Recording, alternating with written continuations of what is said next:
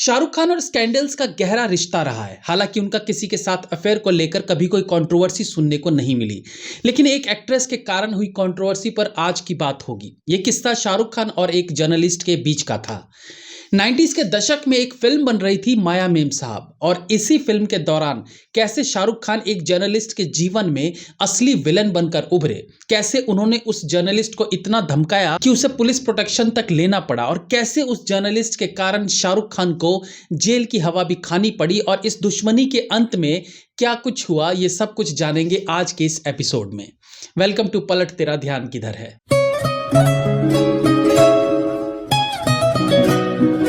आज भले शाहरुख खान काफी कूल नजर आते हों, लेकिन जैसे कि वो अपनी कई इंटरव्यूज में कहते आए हैं कि वो दिल्ली बॉय है, तो दिल्ली वालों का वो टशन तो उनमें रहता ही है।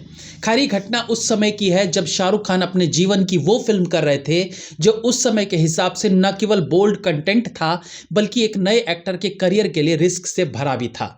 लेकिन एज एवरीवन नो कि शाहरुख खान आज इसलिए इतने बड़े स्टार हैं कि उन्होंने अपने जीवन में अनेकों रिस्क लिए हैं, वरना उस समय जब हर हीरो फिल्म में अपनी इमेज बनाने में जुटा था, ऐसे में बाजीगर फिल्म में एंटी हीरो का किरदार कर जाना अपने करियर के साथ रिस्क लेना ही था। हार का जीतने वाले को बाजीगर कहते हैं। डर और अंजाम जैसी फिल्मों को अपने करियर की शुरुआत में कर जाना किसी भी न्यू कमर के लिए आसान डिसीजन नहीं रहता, लेकिन शाहरुख खान ने ऐसा किया जिसका नतीजा कि लोगों ने उन्हें इन किरदारों में पसंद किया और वो सुपरस्टार भी बने।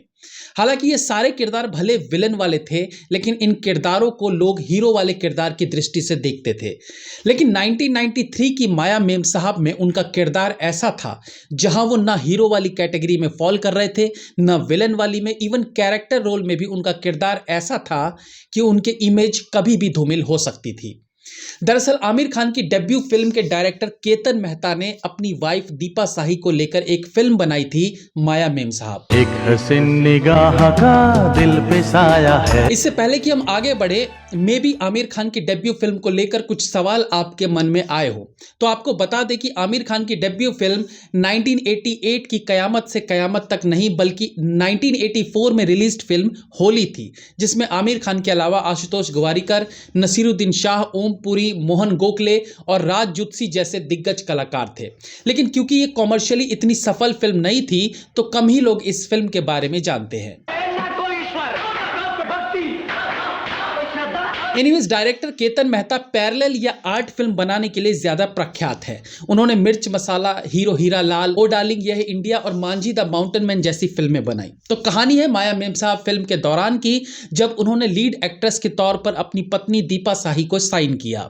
फिल्म में उनके अलावा फारूक शेख, राज बब्बर, परेश रावल, रघुबीर यादव और शाहरुख खान ने काम किया था। यह फिल्म उतनी सफल तो नहीं हो पाई थी, लेकिन एक बोल्ड सीन के कारण काफी चर्चा में रही थी। ये बोल्ड सीन दीपा शाही और शाहरुख खान के बीच फिल्माया गया था। यह एक ऐसा बेड सीन था जिसमें शाहरुख खान और दीपा शाही ने न्यूड शॉट दिया था। दीपा शाही को टॉपलेस दिखाया गया था। इस सीन को शूट करते समय केवल एक्टर्स, डीओपी और डायरेक्टर मौजूद थे। खैर, ये सीन शूट हुआ, जिसके 1-2 दिन बाद उस वक्त की फेमस मैगजीन सिने ब्लिज ने एक खबर छापी कि इस सीन को फिल्माने से पहले डायरेक्टर केतन मेहता ने शाहरुख खान और अपनी पत्नी दीपा शाही को होटल में रात गुजारने की सलाह दी थी, ताकि नेक्स्ट डे इस सीन को करने में वो दोनों कंफर्टेबल फील करें।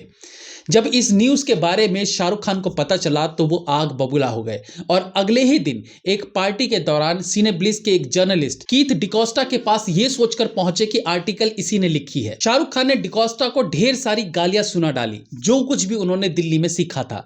बहुत देर तक गाली गलौज के बाद भी उनका मन नहीं भरा, तो उन्होंने डिकोस्टा को अपने घर बुलाया और फिर से धमकी दी कि वो उसके घर आकर उसको मारेंगे। और कमाल की बात यह थी कि वो केवल धमकी नहीं थी, बल्कि लिटरली शाहरुख खान डिकोस्टा के घर पहुंच गए और डिकोस्टा के माँ बाप के सामने ही उसके साथ फिर से गाली गलौज करने लगे। ये किसी के लिए भी एम्बैरेसिंग हो सकता था कि उसके माँ बाप के सामने कोई उसे गालियां सुना रहा हो। इवन शाहरुख खान ने डिकोस्टा को कास्ट्रेट करने तक की धमकी दे डाली। वेट, कास्ट्रेट समझ गए ना आप?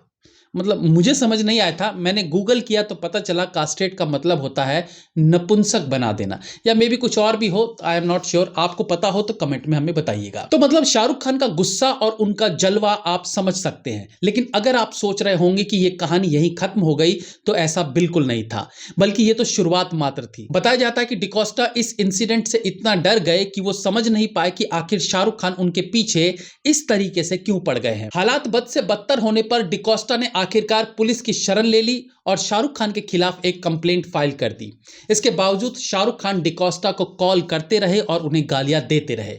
आई गेस शाहरुख खान ने डर फिल्म में जो दीवानगी किरण के लिए दिखाई थी, उसकी शुरुआत इस डिकोस्टा से ही हुई होगी, क्योंकि यहां भी वो डर फिल्म के राहुल जैसी हरकतें करने लगे थे। जब मामला ज्यादा बढ़ गया तो डिकोस्टा ने एक और पुलिस कंप्लेंट कर दी, ये कहते हुए कि उन्हें शाहरुख खान से जान का खतरा है। 2 कंप्लेंट के बाद पुलिस भी सख्ते में आ गई और पुलिस पहुंच गई फिल्म सिटी, जहां से शाहरुख खान को अरेस्ट करके उन्हें बांद्रा पुलिस थाने लाया गया। पुलिस उन्हें थाने तो ले आई, लेकिन उनकी ट्रीटमेंट किसी गुंडे मवाली की तरह नहीं की गई, बल्कि एक सुपरस्टार की तरह की गई। उन्हें जेल की कोठरी में नहीं रखा गया, इवन पुलिस वालों ने उनसे ऑटोग्राफ भी लिए। बताया जाता है कि शाहरुख खान ने पुलिस से रिक्वेस्ट की थी कि उन्हें कोठरी में न रखा जाए, जिसे पुलिस ने मान लिया था।